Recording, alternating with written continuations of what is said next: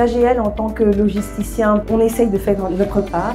Et notre part, c'est des solutions logistiques pour répondre à ces problématiques.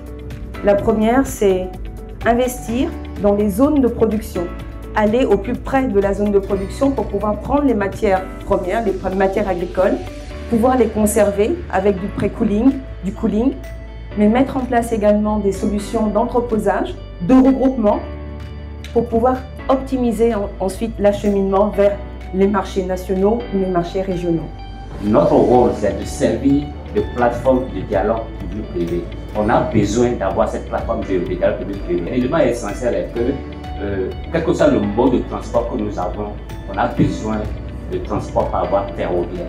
C'est à travers cela que les pays ont développé. Nous n'avons pas. Qu'est-ce qui nous empêche entre la Côte d'Ivoire et le Ghana de circuler par voie ferroviaire? Aujourd'hui, l'outil de choix pour moi, c'est clairement le train économique, écologique. Pour moi, c'est ce transport qu'il faut favoriser. Et le deuxième, j'allais dire, transport de choix, c'est la mer.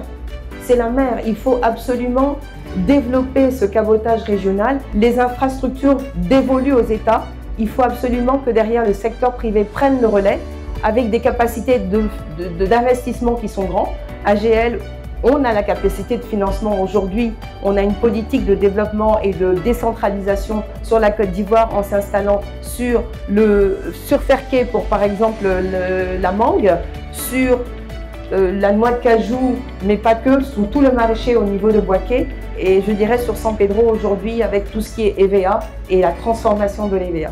Parce qu'on travaille également aussi à faciliter les flux des produits qui sont transformés. Et le deuxième élément pour moi qui est important, c'est de absolument aider à professionnaliser les filières agricoles. Et je vais terminer juste en disant que merci, parce que c'est lors de ce genre de panel que l'on peut justement mettre en commun toutes nos expertises et se dire où est-ce que ça va, où est-ce que ça va pas, où est-ce que nous devons absolument porter tous en commun nos forces pour pouvoir réussir à ce que l'Afrique arrive à nourrir l'Afrique parce qu'elle a la capacité de se nourrir elle-même.